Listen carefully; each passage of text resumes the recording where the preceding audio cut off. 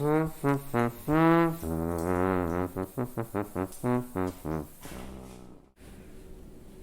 mer Noire dans les Grands Lacs de Annie Lulu aux éditions Julliard. C'est l'histoire de Nili, jeune fille métisse née d'une mère roumaine et d'un père congolais qui n'a jamais connu ce dernier, disparu après sa naissance. C'est le parcours d'une enfant qui a grandi sans père, dans une société raciste et sous l'emprise d'une mère exigeante et austère. C'est enfin le récit d'une femme qui part en quête de ses origines.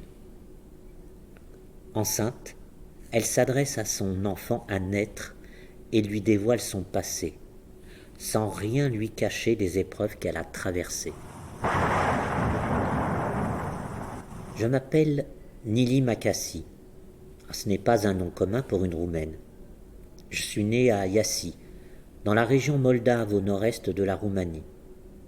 J'ai eu une mère, ou plutôt ma mère a longtemps eu honte de moi, et je n'ai pas connu mon père, un étudiant congolais reparti après la Révolution en 1990. À l'époque de ma naissance, c'était encore la dictature. Le grand conductator faisait venir des tas d'étudiants dans le pays, des Africains, des Égyptiens, des Syriens. Ils venaient apprendre le communisme pour retourner ensuite essayer d'en faire quelque chose de potable chez eux, devenir l'avant-garde éclairée du prolétariat international, le cerveau de l'égalité mondiale. Enfin, l'idée pour le conductator, c'était surtout de copiner avec tous les autres grands chefs parano qui pouvaient l'aider à renflouer ses caisses vides. Il en a trouvé un qu'il aimait particulièrement, un maréchal assassin à la tête du Congo, ce pays qu'on appelait Zaïre dans le temps. Ils étaient copains, comme cul et chemise. Ah, voilà pourquoi il y en avait plein de jeunes Congolais en tribulation périlleuse en Roumanie dans ces années-là.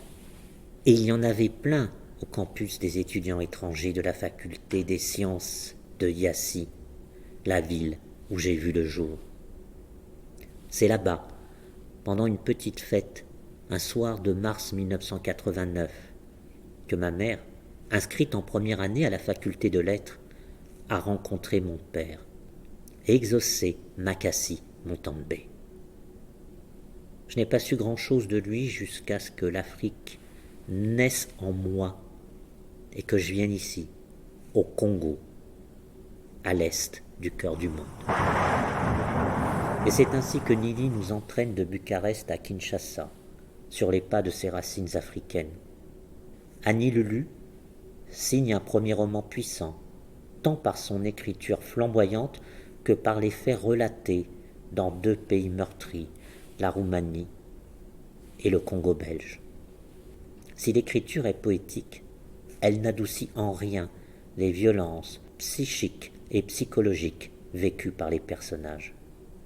Entre secrets de famille et lutte militante, on ne peut être que touché par ce premier roman qui ne laisse pas indifférent. Au-delà des drames, Nili, pour l'enfant qu'elle porte, choisit les chemins, fait d'espoir et de résilience.